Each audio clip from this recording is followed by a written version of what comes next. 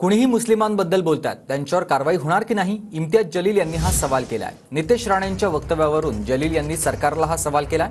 रामगिरी महाराज आणि नितेश राणे यांना अटक करण्याची जलील यांची मागणी आहे, तर जलील यांच्या रॅलीला भीक घालत नाही असं उत्तर नितेश राणे यांनी जलील यांना दिलंय।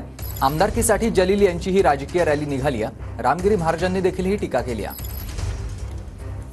स्टेजवर उभे राहतो, कोणत्याही धर्माच्या बाबतीत बोलतो, इथपर्यंत गेलेला आहे की एका स्टेजवर उभे राहून भारतीय जनता पार्टीचा एका नेता असं म्हणतो की आम्ही मुसलमानांना मशिदीमध्ये घुसून चुन चुन के मारेंगे।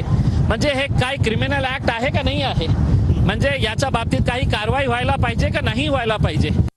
जे काही जिहादी जे मुंबईला जमतायत त्यांच्या आणि तिरंग्याचा काय संबंध हा मुळामध्ये त्यांनी मला पहिले सांगावं। गणेश चतुर्थीच्या नंतर झालेल्या ईदच्या जे काही रॅली निघाल्या, मोहम्मद पैगंबरांच्या वाढदिवसानिमित्त जुलूस निघाल्या, त्या जुलूसमध्ये पॅलेस्टाईनचे झेंडे कसे फडकवले गेले, मग त्यांचा निषेध कोणी केला का? आम्ही हिंदूंनीच आमच्या देशामध्ये सणासुदी साजरी करायची नाहीये का? म्हणून ह्या सगळ्या रॅलींना कोणी भीक घालत नाही। ज्या दिवशी या रामगिरीने अशा प्रकारचं वक्तव्य केलं होतं त्याच दिवशी मी एक स्टेटमेंट केलं होतं की यांनी ते स्वतःहून बोलले नाही, त्यांना सरकारने बोलायला भाग पाडले।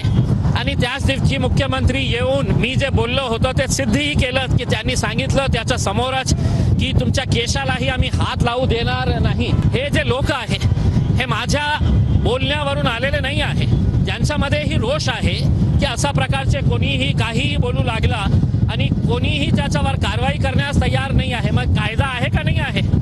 आजची जी रॅली आहे, तिरंगा रॅली, इम्तियाज जलील त्या रॅलीकडे तुम्ही कसं बघता?